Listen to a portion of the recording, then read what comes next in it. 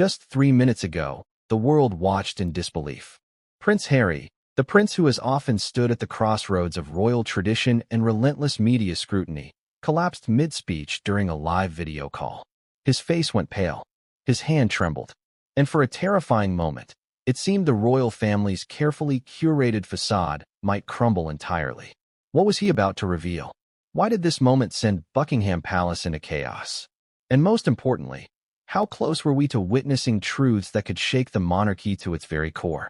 It began like any other formal engagement, though for Harry, nothing about that day felt ordinary. He sat before the camera, composed, in his sharply tailored suit. But beneath the calm surface, tension coiled like a serpent ready to strike. He had prepared for weeks. Careful phrasing, precise timing, and a list of revelations that, if made public, could destabilize centuries of protocol. And yet, just as he opened his mouth to speak, the world watched him falter. The microphone caught a faint quiver in his voice, and then suddenly, he slumped forward. The screen wavered. Gasps echoed across countless digital feeds. It was not just a fainting spell. It was a moment that would ripple across the globe, raising questions that nobody could answer in real time. But before we continue, please subscribe and turn on the notification bell for updates. Imagine the scene inside Buckingham Palace. Advisors scattered, phones buzzing. Security teams exchanged urgent whispers. The Royal Communications Office scrambled to craft a statement that could calm the storm before it spread. Every eye, every mind, focused on one question. What had Harry been about to say? Was this collapse purely physical, or had the weight of unspoken truths finally pushed him to the brink? To understand the gravity of the moment, we must rewind. Prince Harry is no stranger to public scrutiny. His life, from birth, has been one lived under the unyielding glare of media cameras, paparazzi lenses, and the relentless buzz of social commentary. From his childhood years navigating the delicate balance between being a prince and an individual, to the tragic loss of his mother Princess Diana, and now as a husband and father attempting to carve his own path, Harry has faced challenges few can comprehend. And yet, despite the adversity, he has always carried a voice. Sometimes quiet, sometimes thunderous, but always, undeniably, his own. Now, that voice was on the verge of delivering revelations that could alter perceptions of the monarchy itself. There were whispers, of course, rumors of what Harry intended to disclose, unflattering truths about King Charles, uncomfortable family dynamics with Prince William, and, most provocatively, sensitive insights regarding Camilla. These were not mere allegations. They were potential seismic shifts in a system that thrives on tradition, discretion, and careful image management. As viewers watched the video call unfold, the tension was palpable. Harry's initial words, barely audible, hinted at frustration and urgency. He paused, caught in a struggle between speaking his truth and maintaining composure. And then, the unexpected happened. His collapse. Not dramatic, not theatrical, but real. The camera captured the moment of vulnerability that would send shockwaves from London to Los Angeles, from social media feeds to breaking news broadcasts. The immediate reaction was chaos. Inside the palace, advisors and security personnel convened emergency meetings. Draft statements were written, revised, and rewritten, each word weighed for its potential to either calm or inflame. Outside, the media smelled blood. Within minutes, hashtags were trending. The global audience speculated endlessly. Was this an orchestrated act of rebellion? A genuine health crisis? Or something even more shocking? A precursor to explosive revelations that Harry had been silenced before he could speak? But it was more than just spectacle. This was a turning point. The collapse symbolized the tension between private pain and public duty, between the personal truth of a son and the institutional demands of a monarchy. For decades, the royal family has been a symbol of continuity and stability. But moments like this expose the cracks, the hidden fissures that are rarely seen by the public eye. And yet, the curiosity gap remained.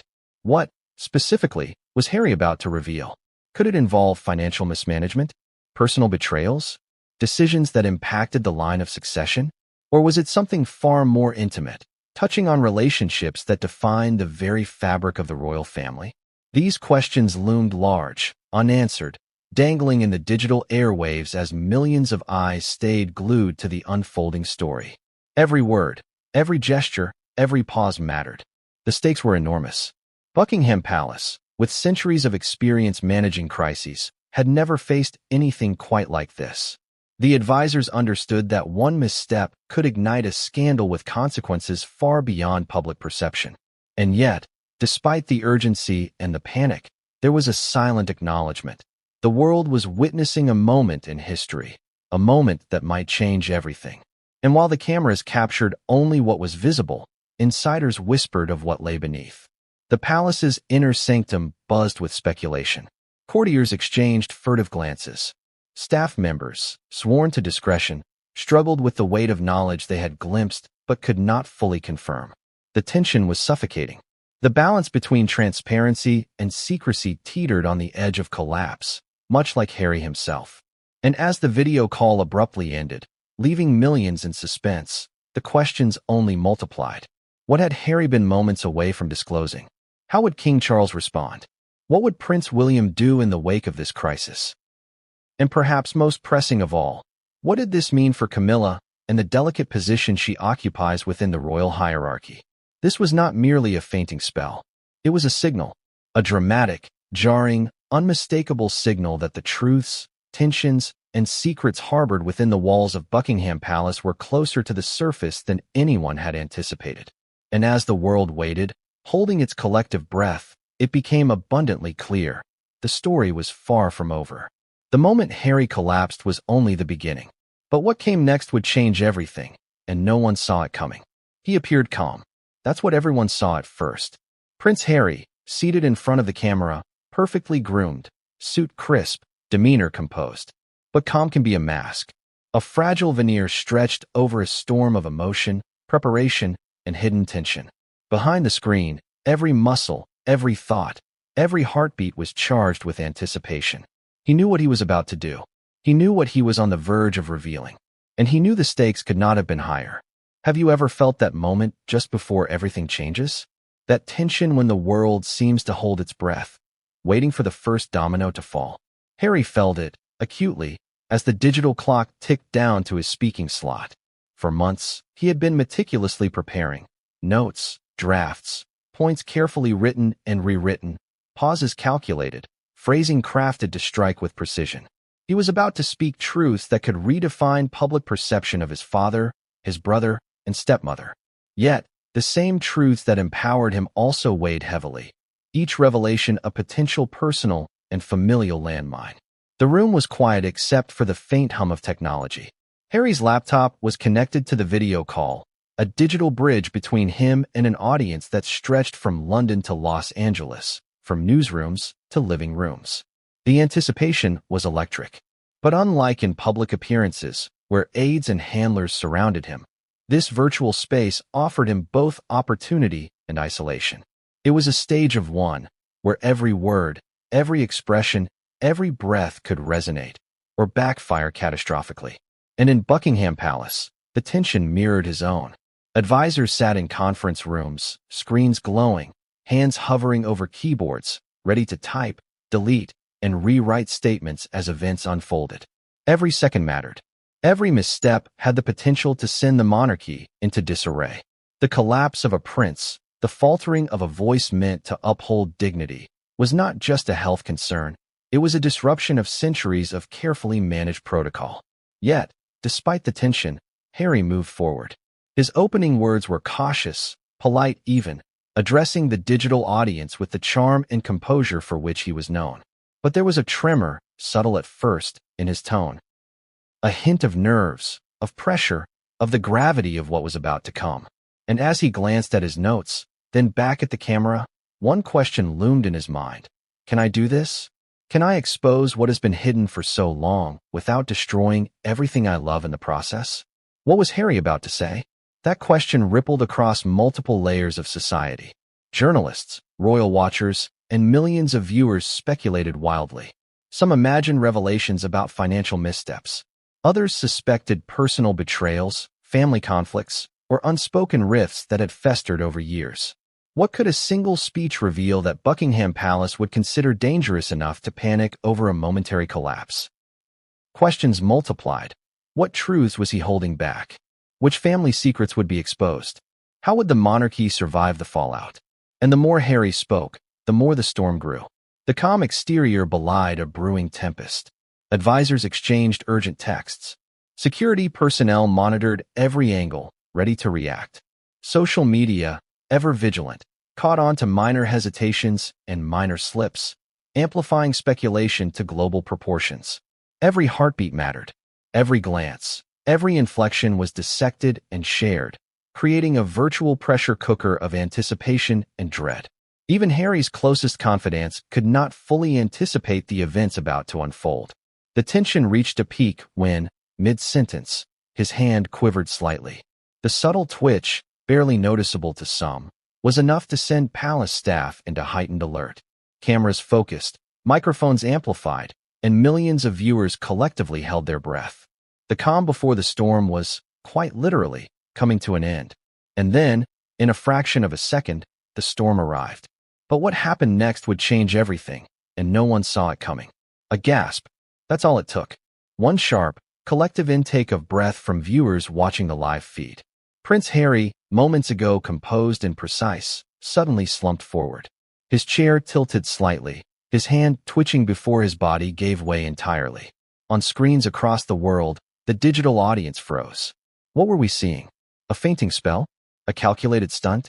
Or something far more alarming? The initial seconds were chaotic. Cameras captured the instantaneous panic, assistants rushing toward him, notes scattering across the desk, the faint hum of a laptop still recording every microsecond. The background was still professional, a neatly framed office with polished wood and royal memorabilia. Yet the scene now screamed vulnerability. This was not a rehearsed collapse. This was real, raw, and terrifying. Inside Buckingham Palace, the tension erupted into immediate crisis mode. Advisors who had been monitoring the live feed scrambled, fingers flying over keyboards, phones pressed to ears. Staff whispered urgently, trying to decode what had just occurred. Security personnel moved swiftly, blocking potential access points and coordinating emergency responses. Every second mattered.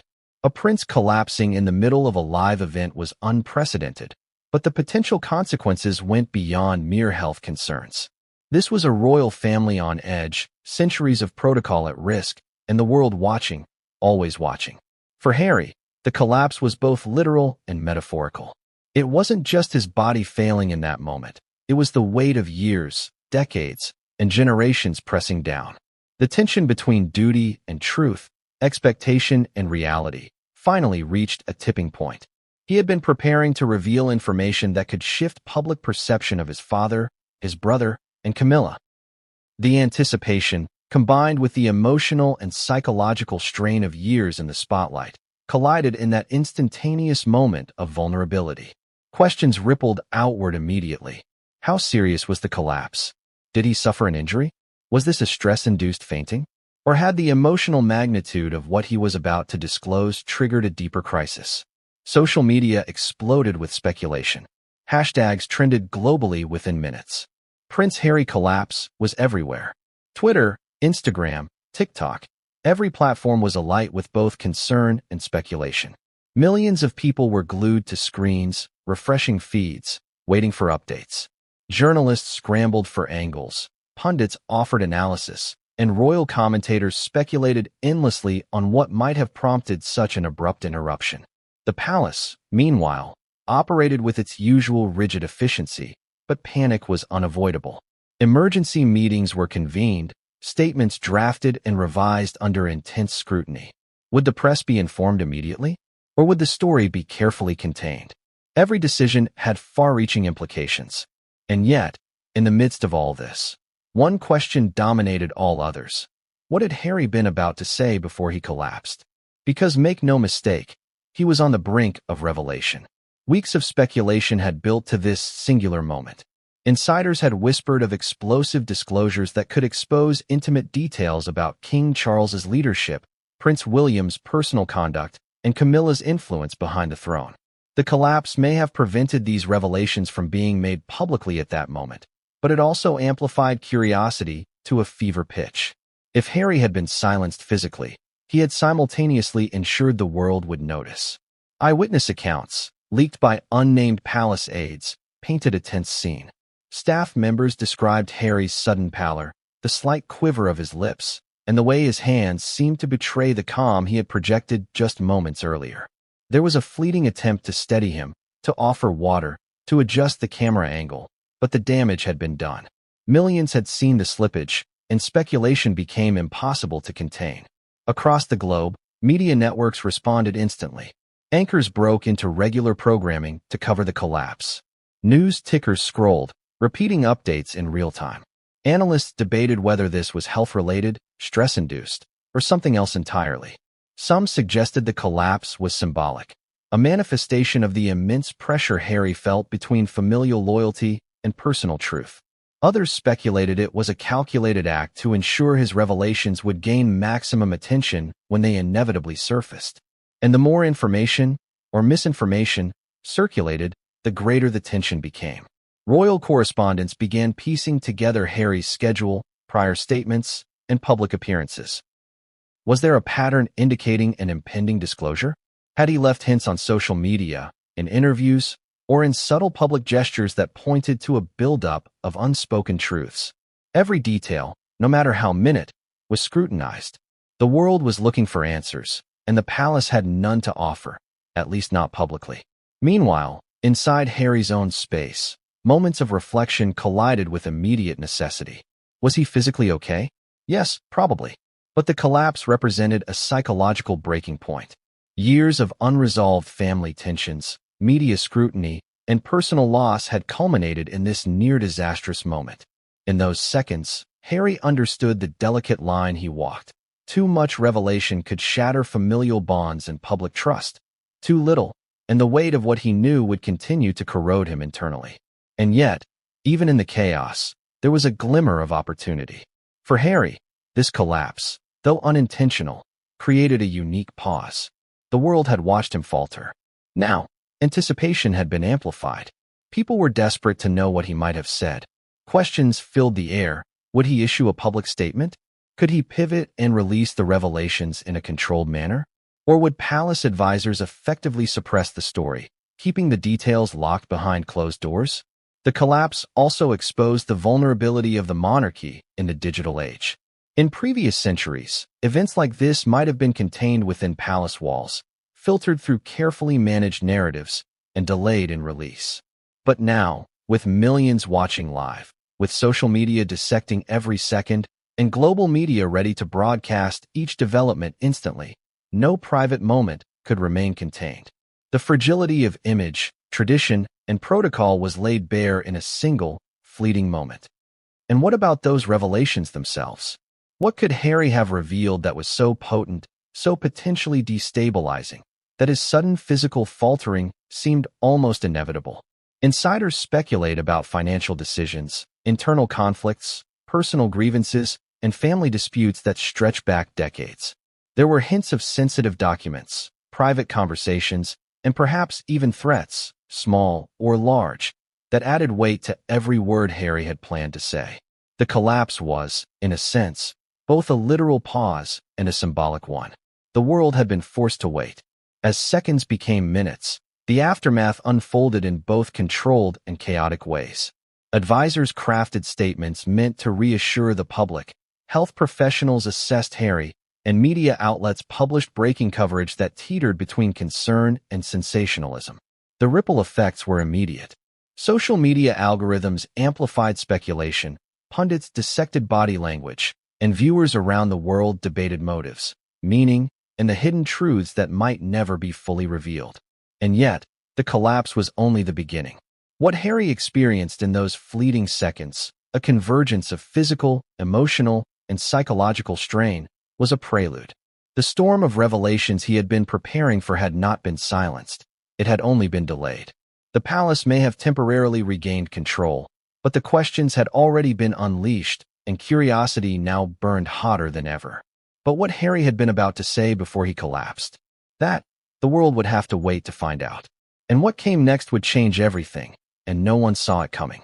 For weeks, whispers had circulated. Rumors, snippets of information, vague statements from unnamed insiders. all hinting at explosive revelations that Prince Harry had been preparing to disclose. But until the collapse, the world had only seen the poised prince on the screen, perfectly composed, concealing a storm that threatened to erupt at any moment. So what were these secrets? What truths could be so powerful, so incendiary, that Buckingham Palace's panic seemed justified? Imagine a vault, heavy and fortified, holding decades of untold stories. Generations of the royal family had relied on discretion, secrecy, and the careful management of public perception to maintain power and legitimacy. Harry, however, had spent years navigating that delicate balance, observing, listening, recording, internalizing. He knew what was hidden behind the polished facade of protocol. He had seen the fractures, the contradictions, the moments that the public never witnessed but that defined the very structure of the monarchy. And in that live video call, he was poised to speak. Possibly the first time these stories might reach the light of day. So what could they have been? One area of speculation was King Charles himself. The king's decades-long preparation for the throne had been meticulous, strategic, and often criticized behind closed doors. Was Harry about to reveal previously unknown conflicts between Charles and his advisors? Decisions made in secret that impacted the monarchy's image? Or personal grievances, long buried, that the public would never have guessed existed? The potential implications were enormous. Every word Harry might have spoken carried the power to reshape public perception, challenge legitimacy, and rewrite narratives that had stood unchallenged for decades. Then there was Prince William, the older brother, the heir apparent, whose life had also been intensely scrutinized. Rumors suggested a complicated dynamic between the two brothers, moments of tension, jealousy, rivalry, and, perhaps, betrayal. Was Harry ready to expose private conflicts that had never surfaced publicly?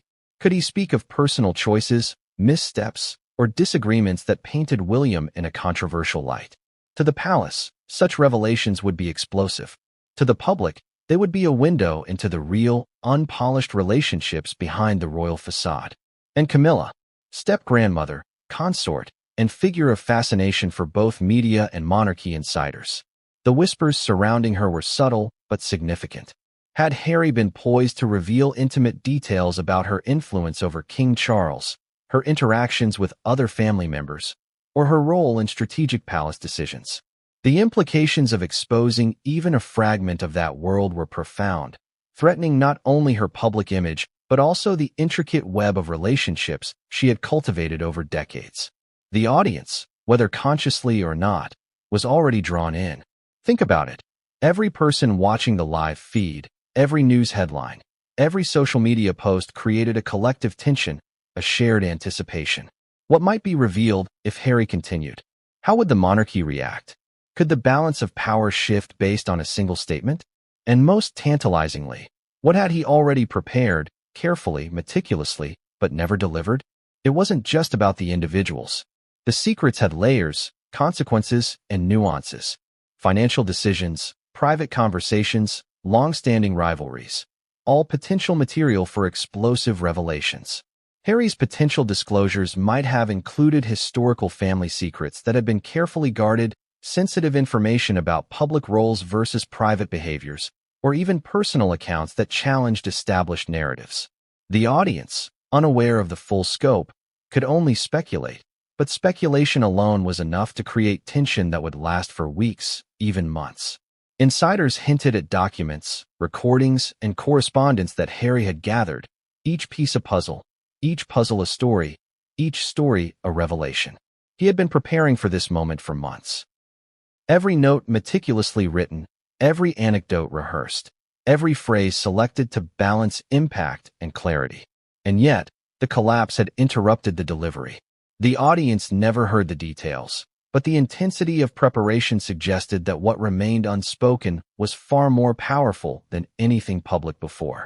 And yet, for all the speculation, Harry's motivations remained complex. Why risk everything on a single live appearance? Why push the boundaries, knowing the personal and political fallout could be catastrophic? The answer lay partly in his own journey, a desire for truth, for recognition of his perspective, for acknowledgement of the struggles he and his family had faced, and partly in the timing. He had reached a point where silence was no longer an option. The collapse, ironically, underscored the urgency and gravity of his message. It was both a pause and a spotlight, illuminating just how critical the revelations might have been. The ripple effects of such potential disclosures extended beyond the royal family. Advisors, government officials, and global media were all impacted. Every story Harry might have told had consequences for public perception, international relations, and the delicate diplomacy of a centuries-old institution. Even minor details could cause upheaval, sparking speculation about leadership, accountability, and family dynamics that had previously been kept private. The collapse didn't just stop the message, it magnified its importance. And as viewers waited, their curiosity only grew. What, exactly, was hidden behind the calm veneer of the video call? Which revelations would have been earth-shattering? Which might have rewritten history, redefined relationships, and reshaped the monarchy's narrative? Even now, the unanswered questions fueled endless debate, online discussion, and media frenzy. There were hints of personal grievances. Maybe it was a recounting of conflicts, long simmering, between Harry and William. Maybe there were critiques of decisions made by Charles that affected not just the family, but the monarchy as an institution. Or perhaps he was preparing to reveal details about Camilla's influence that had never been publicly acknowledged. The possibilities were endless, each more tantalizing than the last. And yet, in the midst of speculation, the human element remained. Harry himself was vulnerable, struggling with the intersection of personal truth and public duty. The weight of expectation, the burden of secrecy, and the looming potential for backlash all converged in that single, suspended moment before the collapse. What he almost revealed was more than gossip. It was a glimpse into the complex interplay of power, family, and human emotion, a story the world craved but never fully received. But one revelation, in particular, would have changed everything, and the fact that it remained unspoken only deepened the intrigue. Behind the gilded walls of Buckingham Palace, chaos erupted like a storm suddenly unleashed. The collapse of Prince Harry was not just a health scare. It was a crisis of unimaginable proportions. Advisors, aides, and security personnel scrambled instantly. Phones buzzed incessantly, screens flickered, and urgent messages were dispatched through multiple channels. Every move, every word, every decision was scrutinized under the pressure of history and modern scrutiny combined. Imagine the scene.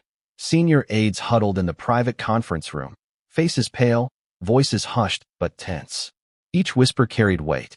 "Do we cut the live feed?" one asked. Another replied, "We need to control the narrative before the media spins this out of control." Every second counted, because in the age of instant information, delay meant speculation, and speculation meant potential scandal. Security teams had already mobilized. Every entrance, corridor, and vantage point was monitored. Personnel were on high alert, scanning for any sign of intrusion, whether physical or digital. The palace had rehearsed emergency protocols countless times, but this, an unprecedented collapse during a live broadcast, was a scenario no one had fully anticipated. They had plans for health emergencies, but nothing that included the simultaneous risk of public relations disaster, media frenzy, and potential leaks of sensitive information. The Royal Communications Office worked frantically. Draft statements were written, revised, and rewritten in rapid succession. Every word was weighed for impact, clarity, and timing. "He is safe," one draft began, and receiving immediate medical attention. Another included reassurances about his health and well-being. But the underlying message had to do more than reassure. It had to maintain the image of control, stability, and continuity within a family whose public perception was paramount. And yet, even amidst the controlled chaos, fear lingered. What if Harry had been moments away from revealing the secrets that Buckingham Palace had worked for decades to keep hidden? What if the collapse had only delayed exposure, not prevented it? These questions gnawed at the advisors, creating a tension that was palpable, almost tangible. Every decision made in the room was influenced by the possibility that the prince's revelations could emerge in some form, somewhere, at any moment. The medical response team arrived almost simultaneously. Doctors, trained in royal protocol, assessed Harry quickly, checking vitals and evaluating the situation. Was it stress-induced? A fainting spell? Or something more serious? The answers were only partially reassuring. Physically, he seemed unharmed.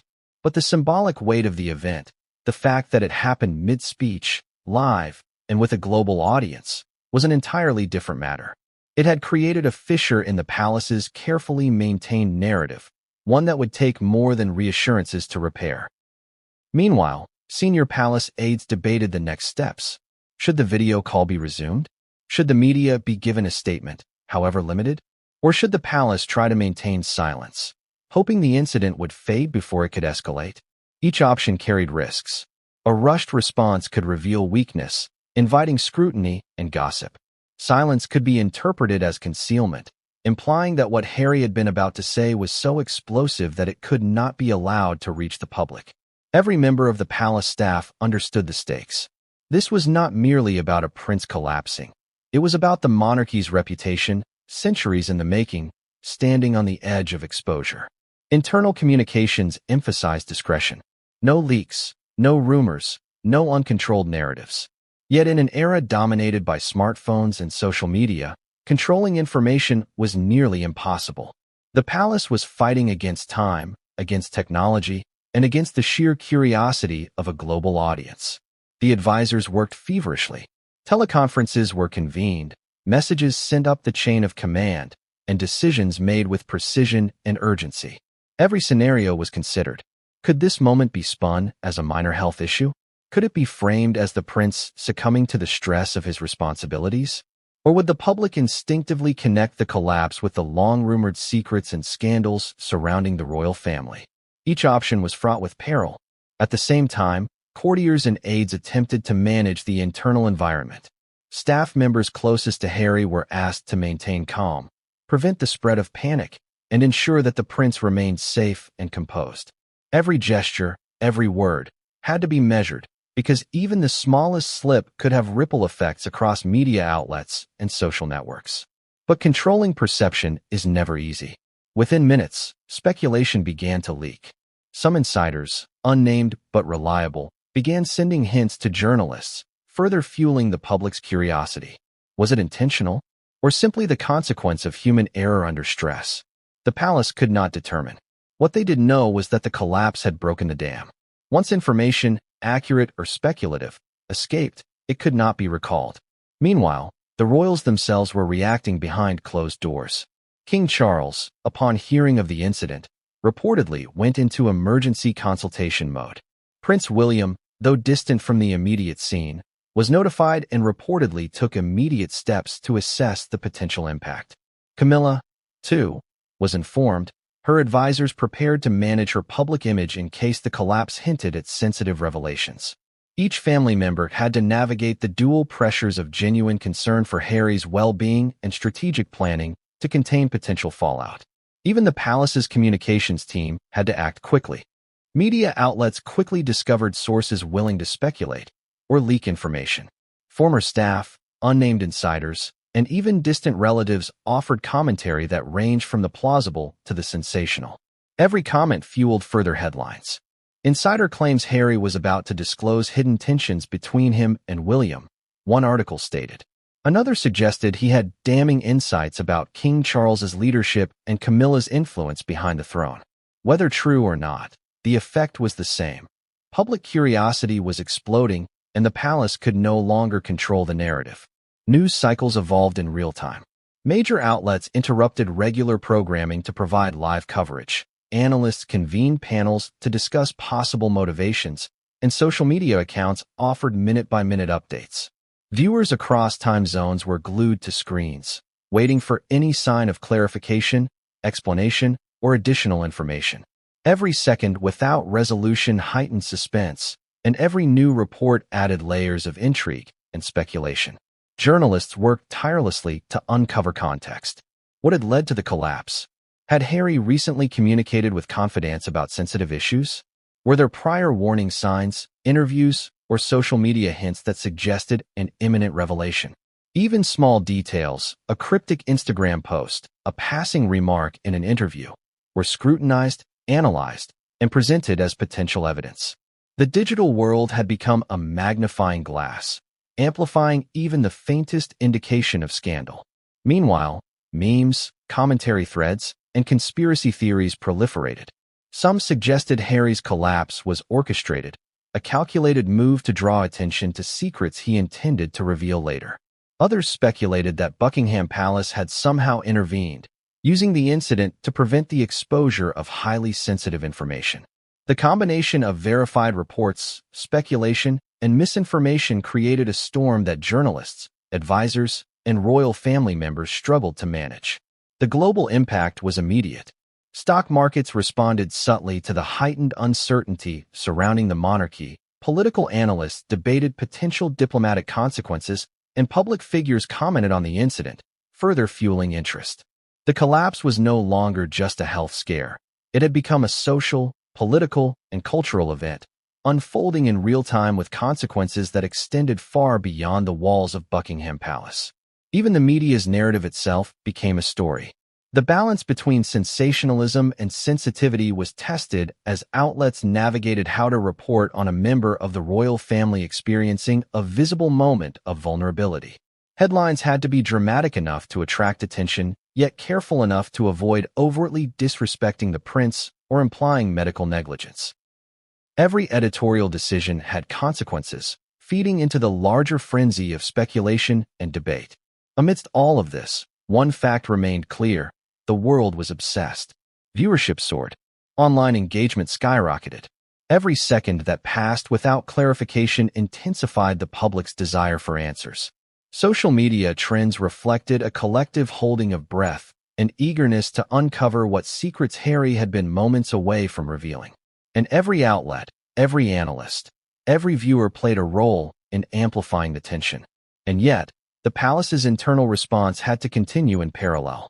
Advisors drafted statements, coordinated with health professionals, and monitored global reactions. Contingency plans were adjusted constantly. The challenge was immense: calm the world, protect the prince, contain speculation, and maintain the dignity of the monarchy, all in real time.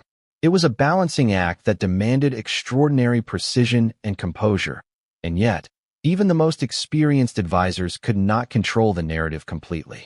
In the midst of all this, one particularly explosive rumor began circulating online: that Harry had been on the verge of revealing previously unknown details about internal conflicts, private disagreements, and even financial or political secrets involving King Charles, Prince William, and Camilla.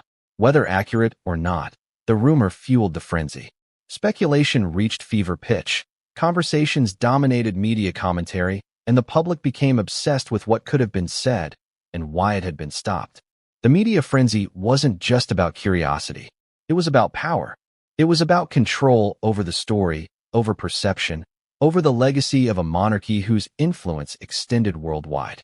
And in that frenzy, one truth became undeniable: the collapse had achieved something Harry might never have anticipated. Even in silence, even in interruption, he had captured the world's attention, and the questions about what he knew and what he intended to reveal would not be ignored. And as the world spun in speculation, as news outlets chased every whisper, one thing was certain: the palace was no longer in control.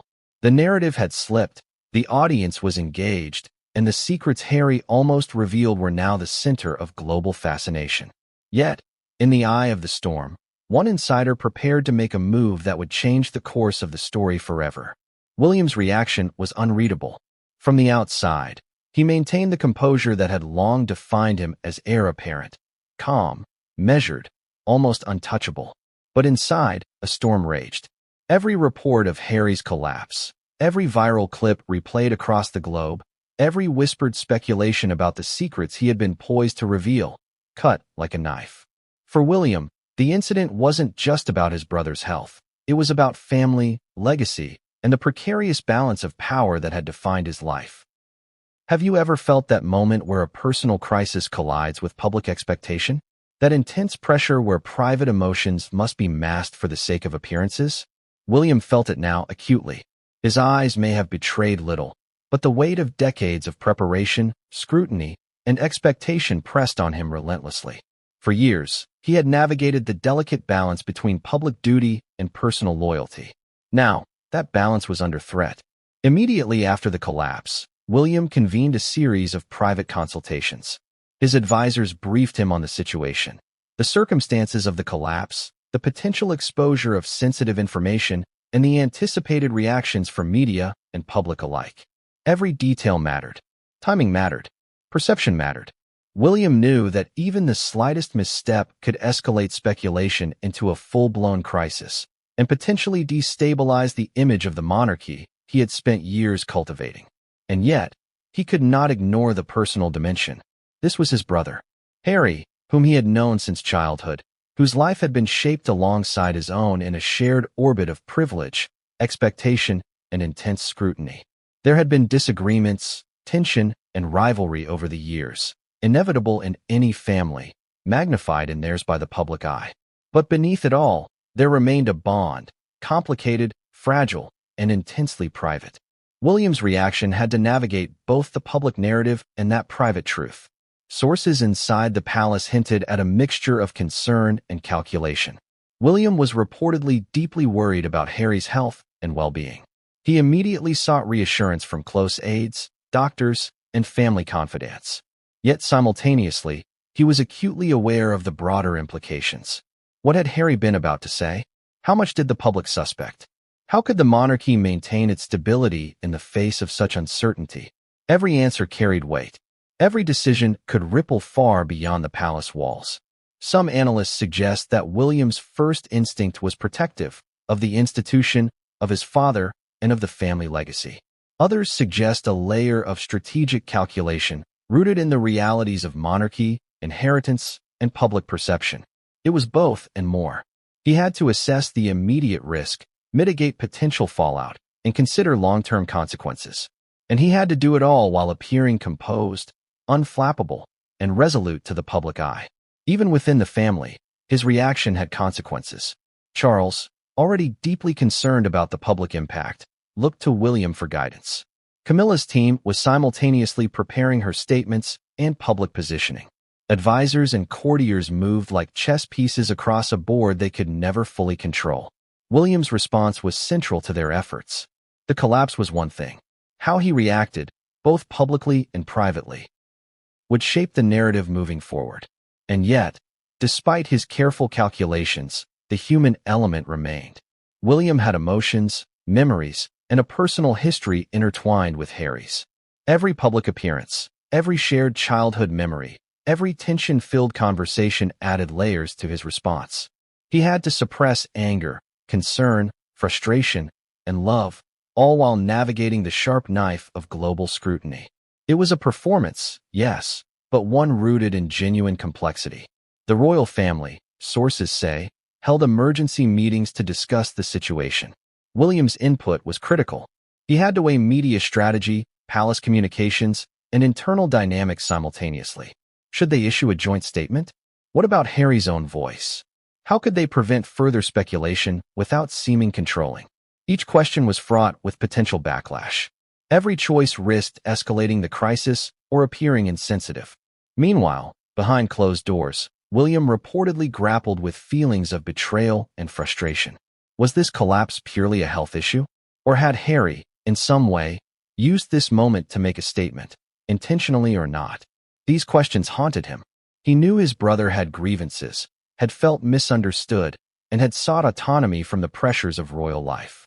Yet the timing, the method, and the public spectacle intensified every emotion. Analysts suggest that William's response was also informed by long-standing dynamics. He and Harry had shared both joy and tension since childhood, privilege and scrutiny, camaraderie and competition, loyalty and conflict. The collapse, while alarming on its own, was a catalyst, forcing William to confront not just the present crisis but the weight of their shared history. How could he navigate his role as protector of the monarchy while also acknowledging his brother's autonomy and pain? Even with the cameras off, the stakes were immense.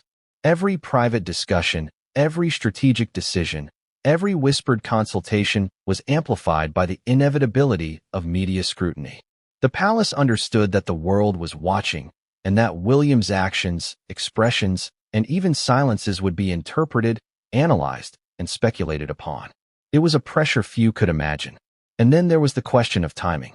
When, how, and if Harry's revelations, or fragments of them, would surface mattered immensely. William had to anticipate public reaction, potential leaks, and the long-term implications for both the monarchy and his personal relationship with his brother. Each decision required balancing empathy with duty, protection with strategy, and private loyalty with public expectation. One particularly sensitive consideration reportedly weighed heavily on William: the role of Camilla. Her positioning, influence, and visibility were all part of the equation. Any indication that Harry's near revelations implicated her could provoke personal and public consequences, further complicating an already volatile situation. William had to navigate these nuances with extraordinary care. And yet, despite all calculations, there was an unavoidable emotional core. He was Harry's brother. The collapse was a stark reminder of vulnerability, of mortality, of the human fragility that underpins even the most polished public figures. It was a moment of fear, of reflection, and of tension, a collision between family loyalty and public responsibility that few could fully comprehend. As advisors worked feverishly, William's next move remained critical. Should he speak publicly, quietly, or remain silent? Should he address the speculation, provide reassurance, or let the narrative unfold organically? Each option carried risk. Each choice had consequences.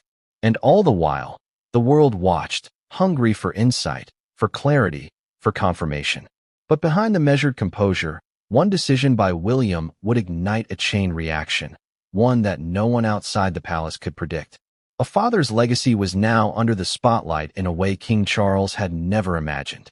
The collapse of his son, Prince Harry, during a live video call was more than a medical incident. It was a seismic event that rippled through the royal family, the palace, and the global media. And in the eye of that storm stood Charles, tasked with maintaining authority, dignity, and continuity, all while grappling with questions that threatened to destabilize the monarchy itself. Charles's first reaction, according to insiders, was a mixture of alarm and calculation.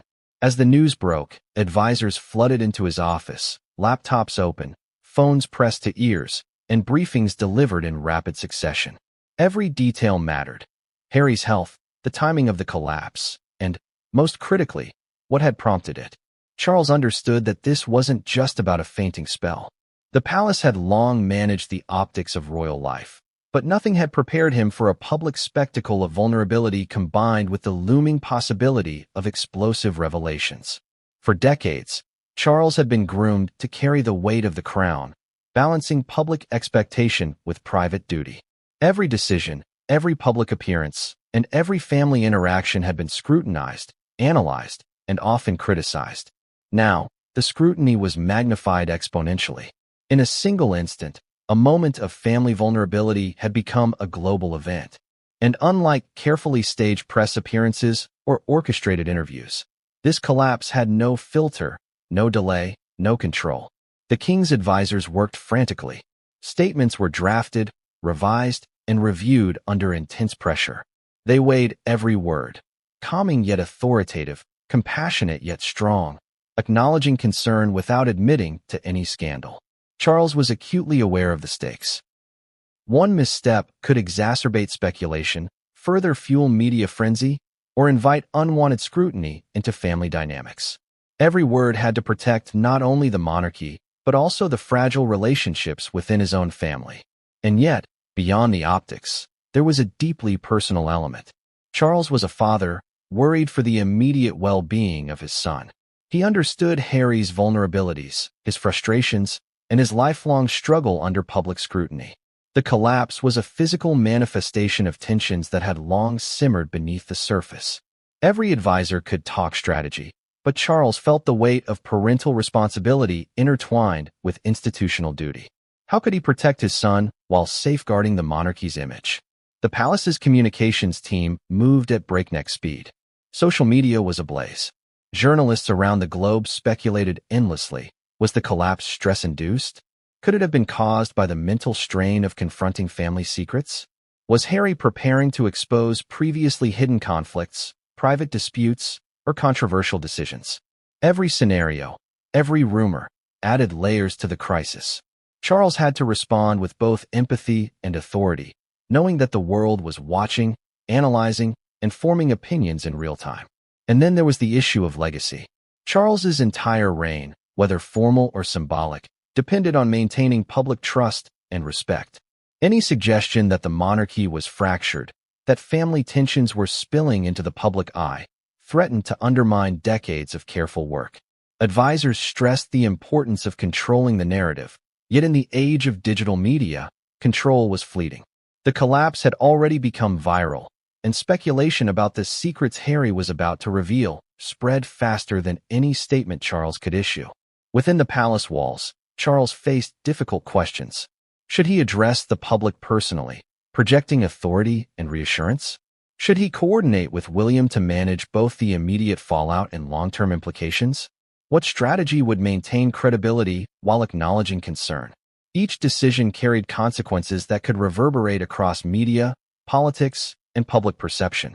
And the pressure intensified because the world assumed knowledge of things that might not even exist yet. Rumors of confidential disputes, disagreements over succession, and allegations of mismanagement. Personal and political stakes collided. Charles had to weigh his responsibility to his son, his public role as king, and the delicate web of alliances and loyalties within the palace. Misjudging any element could trigger a cascade of crises. Advisors urged careful coordination. Every statement, every public appearance, and even every pause in communication had potential consequences. Charles had to navigate a labyrinth of optics, speculation, and genuine concern simultaneously. And the public scrutiny was relentless. Analysts dissected body language in official photos, parsed the language of official statements, and theorized about the relationship between Charles, William, and Harry. Headlines suggested tension, drama, and even betrayal. Even minor gestures, a nod, a pause, a carefully chosen word, were interpreted as evidence of internal discord.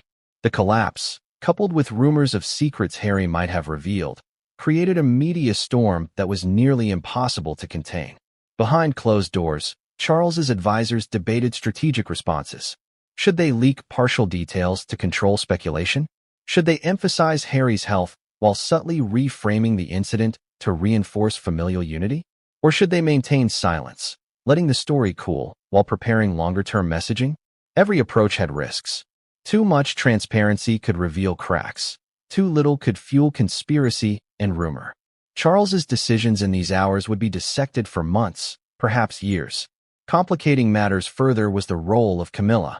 As consort, her position within the palace hierarchy was both influential and delicate. Any suggestion that the collapse was connected to her actions, or that Harry had intended to reveal information implicating her, could destabilize relationships, provoke public backlash, and intensify media scrutiny. Charles had to balance protection of his family with management of optics, navigating these waters with precision. Despite the intensity, Charles reportedly remained composed externally. He continued public duties, engaged in private consultations, and coordinated closely with William.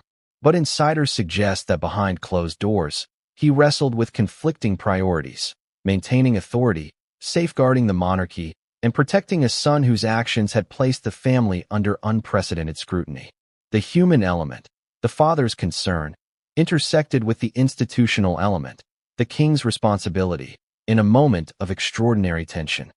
And then, amidst careful management and strategic messaging, an unexpected source emerged, a confidant who hinted that Harry's revelations, had they been delivered, would have challenged not only family dynamics, but the very public perception of Charles's reign.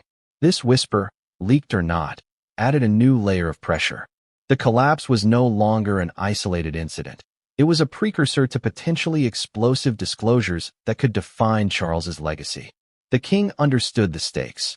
The balance between private family matters and public perception had never been more fragile. Every word spoken, every gesture made, every decision taken in the coming hours would shape history.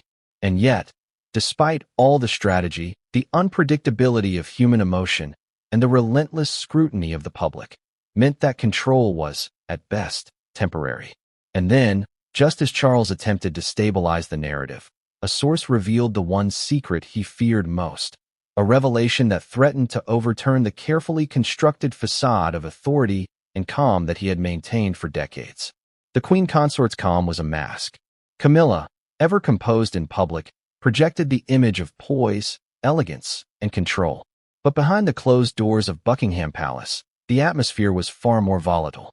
Harry's collapse and the near revelation of explosive family secrets had thrown the palace into turmoil, and Camilla's influence, both as a family member and a strategic advisor, was suddenly under scrutiny. From the moment news of the collapse broke, Camilla's team went into high alert. Advisors monitored social media, press coverage, and insider reports, trying to gauge the public perception of her role in the unfolding drama. Every headline, every tweet, every speculative commentary about the royal family was analyzed. Could Harry's near disclosures implicate her? Could they expose behind-the-scenes influence or sensitive decisions she had been involved in? The potential for reputational damage was real, and Camilla's team knew that rapid, precise action was required to mitigate risk.